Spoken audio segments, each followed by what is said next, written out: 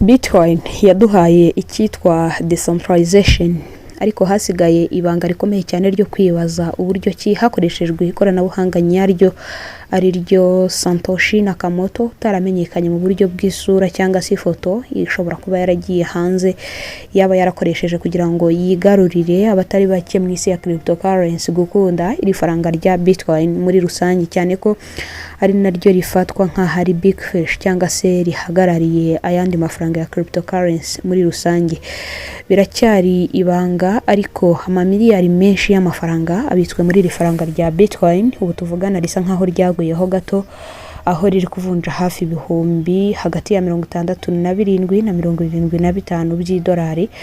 Ni kuvuga ngo yavunje mu mafaranga ya Kigali cyangwa se Bujumbura ni menshi ku buryo ashobora kugira byinshi ashobora gukora. Ibijyanye na cryptocurrency ntabwo bisanzwe bijya ku meza z'abanyapolitiki ngo babiganire, ariko hamwe na hisi iri kwerekeza ni ngombwa ko bashiftinga bagafata igice nyine gito kidasa na hari cryptocurrency, ariko bakagira byinshi bayigiraho bijyanye no kubika amafaranga kuri blockchain, bijyanye no kugira ngo barinde amakuru y'abaturage muri rusange. Ngo haye kaze mu kiganiro cya none, hano ni kuri Rugwiro Pro Zone Official. Ibiganiro byacu byibanda ku mafaranga ashingiye ku ikoranabuhanga rya blockchain.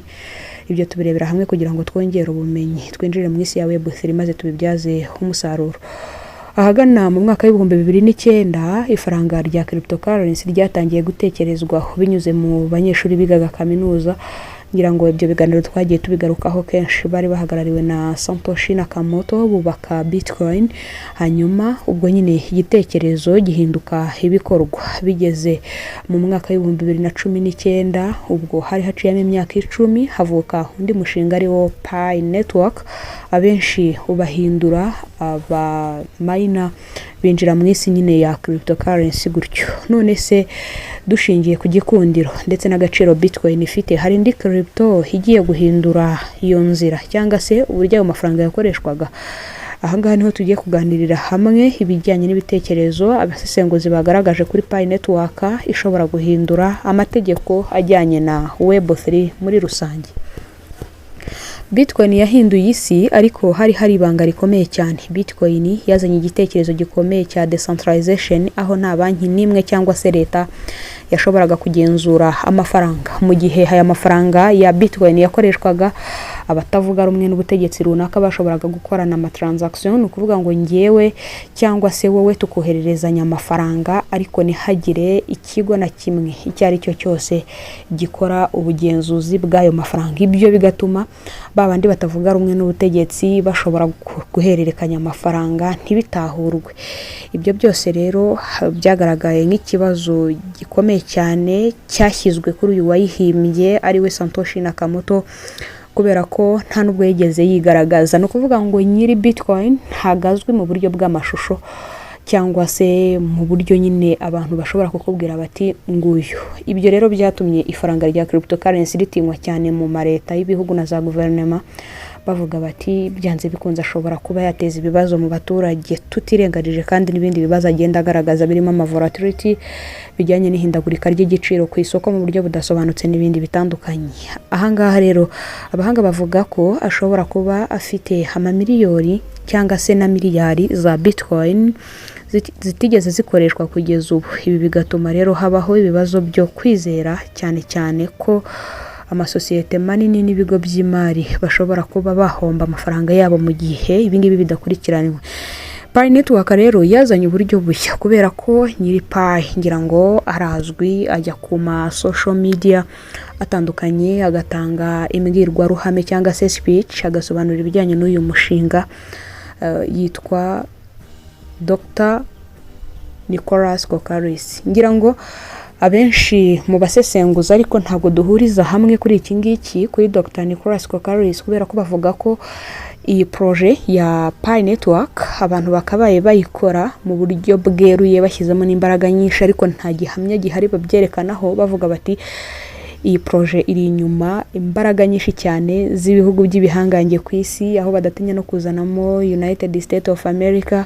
Bavuga bati projet ni y'abanyamerika, ariko ikaza kuba iciye nyine muri Dr Nicholas Kokaris ndetse na Dr Sheng Diaofani bashobora kuba bayifata nkaho baba ari abambasaderi bayo, twebwe tukabona ari ba founder cyangwa se aribo bayihimbye bayiremye tukabafasha kuyubaka, ariko hari izindi mbaraga zishobora gusunika iyi payi, bikaba ari nabyo birimo biratinza ibikorwa bijyanye na full open mainnet. Ibyo ngibyo ariko biba bikiri ibivugwa, nta gihamya gihari kibyemeza. Pi network uburyo bushya yazanye rero bwo kuyizera nuko ubu Pi network gukorana n'abantu bazwi bakoze KYC yemewe, bitandukanye no kuri Bitcoin aho mining yashoboraga kubera nko kuri machine n'amarobot agiye atandukanye. Kuba team izwi neza bayishinze barazwi nyine, abashinze iyo Pi harimo Nicholas Kokaris ndetse na Sheng Diaofani nkuko twari tubigarutseho. Ibi bituma rero abantu babona neza uko bakurikirana ibijyanye n'iyi project. Hari itegeko kandi bagenderaho rikomeye cyane rijyanye na KYC idusunikira kuri KYB, aho benshi basesengura ko bizanasunikira kuri KYG. Ni ukuvuga ngo ni know your customer, know your business, know your governance. Ibyo bizatuma ifaranga noneho amatransaction menshi rigenda rikora abasobanutse kandi afite ahavuye nahagiye. Ibyo bigatuma ushobora kurikoresha mu buryo bubi cyangwa se mu buryo butanyuze mu mucyo, abihanirwa cyangwa se abiryozwa. Abakoresha aya mafaranga bagomba kuba barujuje iki gice cyo kwemeza imyirondoro yawe kandi ikaba ariyo wahawe n'igihugu uvukamo, business yawe ikaba yanditswe neza. Ibi byose rero bikumira burundu icyitwa robot ndetse na scammers. Nta bantu bihisha inyuma y'amazina atazwi bakaba bafungura konte muri iyi Pi. Turakomereza ku cyitwa PiDex ishobora guhindura uko trading yakorwaga mu bihe bitandukanye, cyane cyane mu myaka twasoje. Trading yakorwaga mu buryo nyine hazamo ama volatility, inyungu zikabonwa na bantu bashobora gukora manipulation cyangwa se navuga ntibatwara isoko uko barishaka bitewe n'inyungu zabo bwite. Ubu ngubu binyuze muri decentralized cyangwa se decentralization ya Pi. Mu minsi iri imbere Pi network irateganya gushyiraho ibijyanye na DEX, decentralized exchange yayo. Iyo DEX izaba itandukanye n'izindi DEX zisanzwe. Ushobora kwibaza uti kubera iki izaba ari DEX isukuye cyangwa se clean DEX, aho abantu bose bayikoresha bazaba bagomba kuba barakoze KYC ndetse business zikaba zarakoze KYB, nta scam cyangwa se ibikorwa by'uburiganya bizumvikanamo. Abantu rero basanzwe bakurikiranira hafi bagirira icyizere iyi Picoin, bashyigikira ko hari byinshi ishobora gukora cyangwa se ishobora guhindura. Ibigo by'imari na institution bigomba kuba biri safe mu gihe byo babyemeye gukorana n'iyi Pi, kubera ko ikintu cyose cyaba kiri ku murongo. Si liquidity gusa izaba ari ingenzi, ahubwo icyizere cyangwa se trust nibyo bizaba ishingano rya buri muntu wese. Navuga nti kuba twahurira muri liquidity pool, nakereza ko twayisobanuye mu biganiro byacu bitandukanye, bizajya biguha icyizere cy'uko ugomba gushyiramo amafaranga nta bwoba ugize. Igice kijyanye na transparency niyo nzira yo kugera kuri mass adoption. Mass adoption Picoin irayikeneye cyane. Mass adoption ikenewe cyane kugira ngo iyi Pi itangire gukoreshwa n'abantu basanzwe. Mu gihe Bitcoin yubatse kuri rumors cyangwa se navugana abantu batazwi, bigasa n'igihuha, ubibwiye ntabyumve. Pi network iri kubaka ibijyanye na transparency cyangwa se ubutabera. Transparency si ikibazo, ahubwo ni future ikomeye cyane ishobora gutuma crypto ikoreshwa n'abantu benshi ku isi bakabasha kuyisobanukirwa mu buryo burambuye.